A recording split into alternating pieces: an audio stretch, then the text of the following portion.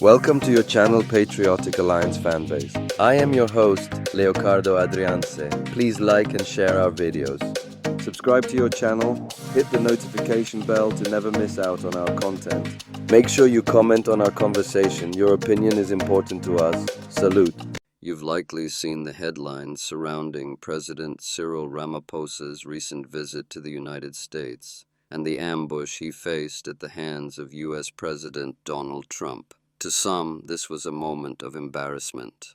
But to many South Africans, Ramaphosa stood as a symbol of composure and dignity in the face of yet another racially loaded narrative pushed by a man known for his affinity for white supremacist ideologies.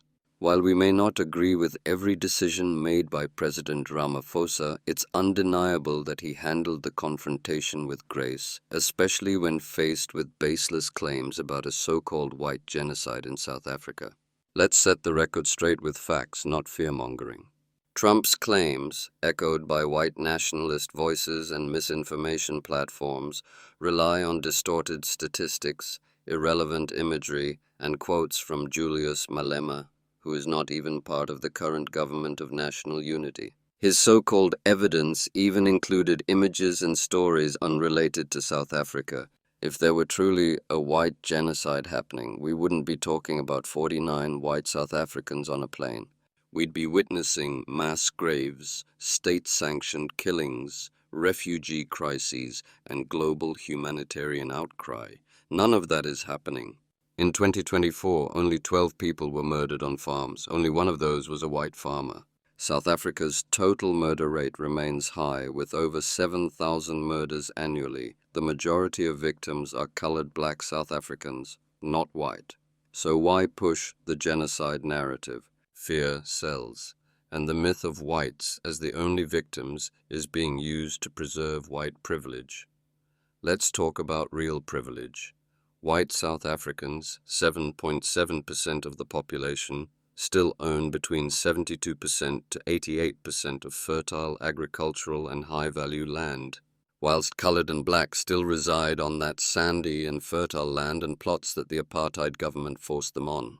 They control over 85% of private property wealth in the country. White households earn nearly 6 times more than colored and black households on average. Unemployment 2024 data. Black South Africans, 36.5%. Colored South Africans, 26.4%. Indian South Africans, 11.5%. White South Africans, 3%. Let's talk about lifestyle inequality. White South Africans have the lowest unemployment rate despite being the smallest minority group. White children are more likely to live in multi-million rand homes, attend the best resourced schools, and receive care in the best private hospitals in the country. Meanwhile, in the townships and rural areas, the reality for most black and colored families are poverty, hunger, overcrowded, under-resourced schools, and state departments who provides the worst services you can get. Coupled with this, crime, murders and violence are highest in colored and black areas. Starvation and child malnutrition are still daily realities in these communities. So who is really under siege here? Don't you think the genocide is actually happening in the areas where people of color reside?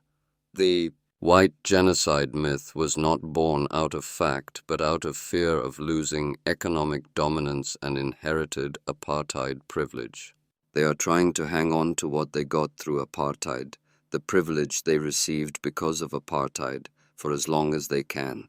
This lie has been spearheaded and amplified by Afriforum, a white extremist lobby group that pretends to represent minority rights but really exists to preserve white economic control and the economic oppression of colored and black South Africans. For 30 years since apartheid ended, white South Africans have maintained control over 87% of South Africa's material wealth and land value. Yet some whites still act as if transformation or equality is a curse word and persecution of the white race, meaning being treated unfairly because the government and the majority non-whites wants a more equal society where all other groups have an equal opportunity to share in the wealth of the country. Selfishly, this is definitely not what they want. They still want power over people through economic dominance. Let's be clear, trying to make previously disadvantaged people more equal is not genocide. Trying to get more economic justice for all people of color is not revenge. And trying to put more land reforms in place is not genocide against whites. Why must they, a small minority, still benefit from 87% of the country's resources and wealth? Where is the fairness in all this? Those still clinging to this myth, look at the data, look at the disparities, and ask yourselves who wants to benefit from this narrative and at what cost. Those that keeps on spreading this narrative should be prosecuted for high treason for damaging the country's reputation and destroying the country chances of attracting lucrative investment opportunities, ironically that mostly whites benefit from.